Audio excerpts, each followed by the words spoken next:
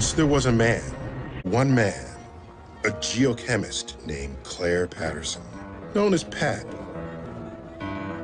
He knows that everyone he sees is in danger from an invisible menace, and he's determined to put a stop to it, no matter what the cost. I'm not interested in medical pedigree. I'm interested in medical consensus. What was needed was a man of science to calm the public's fears and improve lead's image. This was one of the first times that the authority of science was used to cloak a threat to public health. I'm just saying you need someone who represents a medical consensus here. Robert Kehoe, a young doctor from Cincinnati, was hired by GM. He raised scientific doubts in the public mind about the dangers of lead.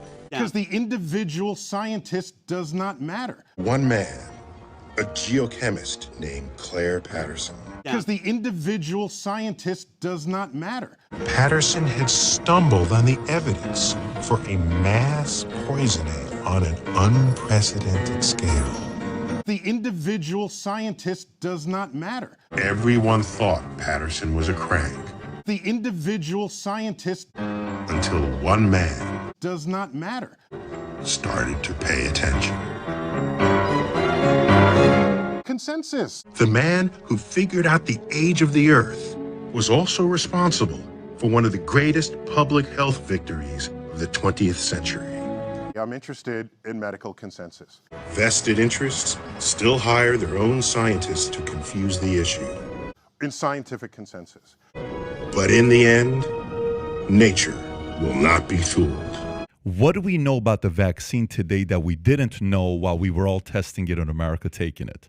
What have we learned now? What do you mean testing it on America? There were tests before it was released. No, but it was tested. Was the Pfizer COVID vaccine tested on stopping the transmission of the virus before it entered the market?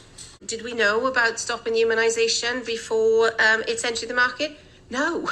It was tested in trials. Was the Pfizer COVID vaccine tested on stopping the transmission of the virus? No. We had to really move at the speed of science. But I'm a scientist, so I read it as a scientist, okay? No. There were trials. That's what the point of phase 1, 2, 3 trials are all about. They said the vaccines, the testing tells us that these things are highly effective and very safe. The claim that they were safe didn't make a whit of sense. They couldn't possibly know. They are tested enough to get data on how to then advise the larger population. The reason that they couldn't possibly know is that the word safe, if you say that something is safe, you are not saying that it's harmless. You are saying it doesn't carry any risk, right? If you get in your car drunk one day and you drive home, right? Well, there was no harm. It was harmless, but it wasn't safe, right? So when they said these things are safe, the answer is, well, how would you know that? You've only been injecting them into people for months. There were tests before it was released. 9 months is not a long time to test. No, but it was tested. You don't know what happens 5 years down the road. It can't be safe. The other scientists employed by the lead industry persuaded the public they had nothing to worry about. Yes, it was tested.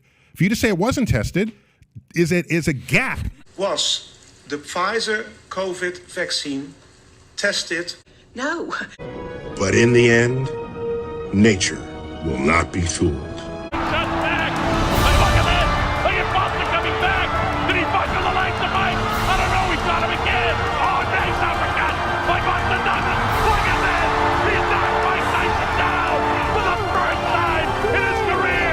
Mike Tyson hits the canvas! He's in big trouble! He may not be able to recover! It's up to 7 and 8! He's not gonna make it! Unbelievable! Yo, Adrian! I did it!